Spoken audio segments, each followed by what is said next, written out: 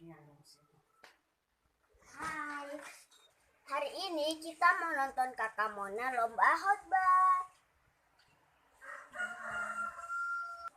Dari firman yang saya baca ini, saya mengambil satu tema kecil, yaitu jangan protes jika diproses. Mungkin saat teman-teman atau saya dapat cobaan dari Tuhan, pasti kita tanya, hai Tuhan, kenapa beta ya? Kenapa dia dia pakai pergi gereja dulu, dia pergi gereja juga duduk di belakang, atau dia datang pas apaan Tuhan? Kenapa mesti beta yang datang duluan, dia duduk di depan, dia kasih persembahan? Pasti kita sering protes di Tuhan saat Tuhan kasih kita cobaan. Kita sakit, tiba-tiba kita bagi pilih di tengah pandemi. Hai Tuhan nih, kenapa mesti beta? Dia suka protes juga, kenapa beta yang sakit? Kenapa dia setiap hari jalan, tidak pakai masker, tidak pernah cuci tangan? Kenapa bukan dia yang bagi pilih, kenapa harus beta? Ini sudah dari kenyataan kalau kita tidak pernah protes di Tuhan.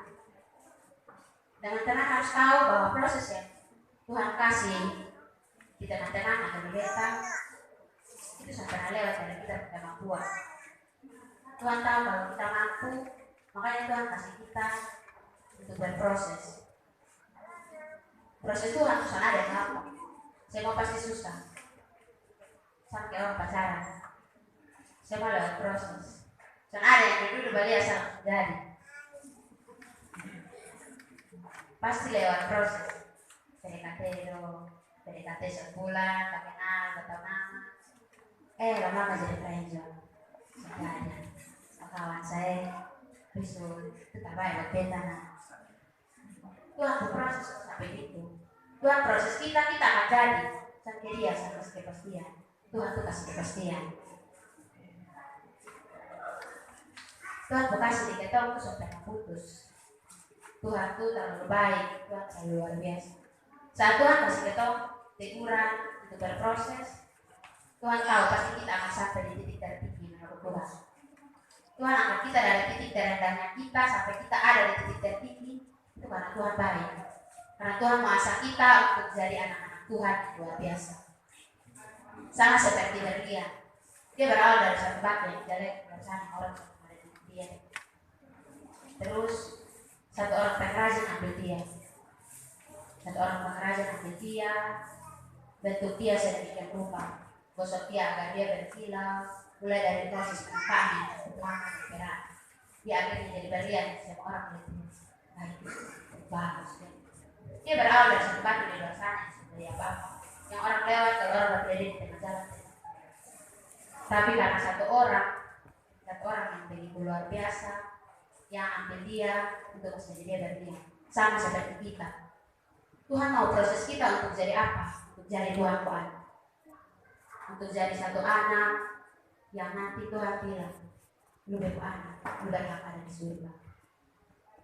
Tuhan sama kita jadi anak-anak gampang, makanya Tuhan kasih teguran biar kita tahu. Seperti terambil dalam pertama Timotius 4 ayat 12 yang berbunyi, jangan seorang pun menganggap engkau rendah karena engkau muda. Jadilah teladan bagi orang-orang percaya dalam perkataanmu, dalam tingkah lakumu, dalam kasihmu, dalam tingkah lakumu, dalam kasihmu, dalam kesetiaanmu, dan dalam kesucianmu. Bukan berarti dalam kesucian pulang ini terbelah lagi di depan atau berkata suci.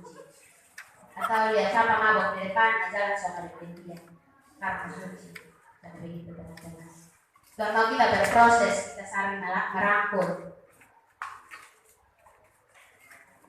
Tuhan soalnya mau kita jadi anak muda yang orang pandang rendah kita.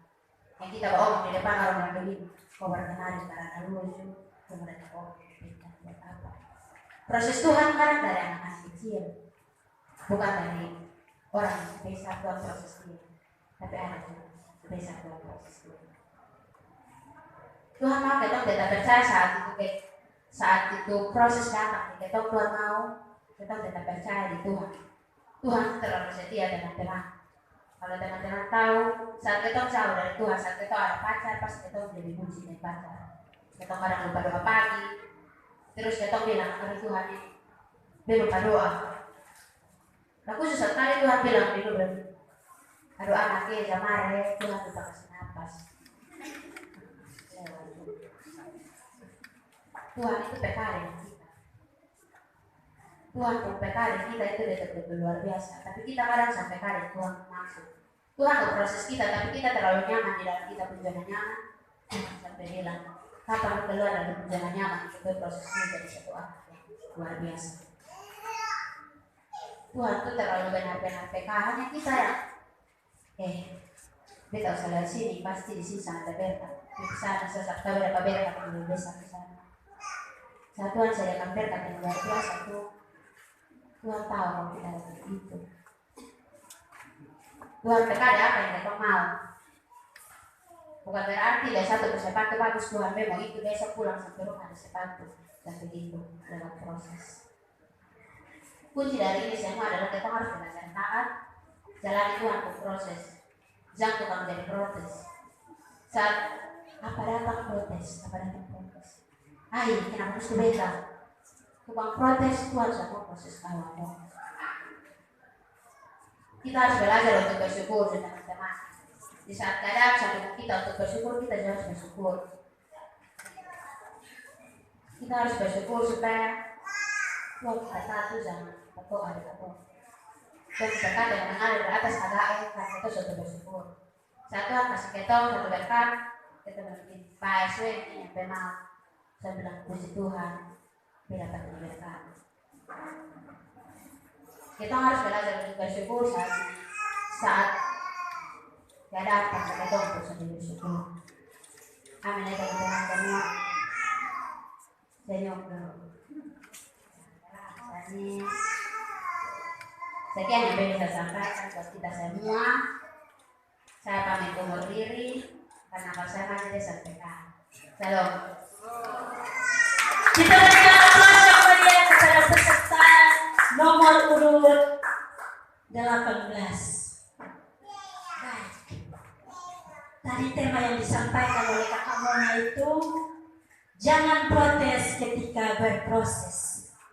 Mungkin di sini saya ingin bertanya sedikit, mungkin Kakak Mona bisa maju ke panggung.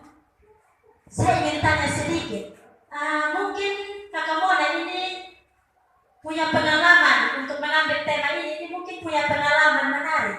Apakah Kakak Mona ini pernah diprotes orang? Atau bagaimana sehingga mengambil tema ini? Oke, luar biasa jawaban dari Kakak Mona. Kita berikan aplaus yang meriah buat Kakak Mona atas penampilannya. Itulah penampilan Kakak Mona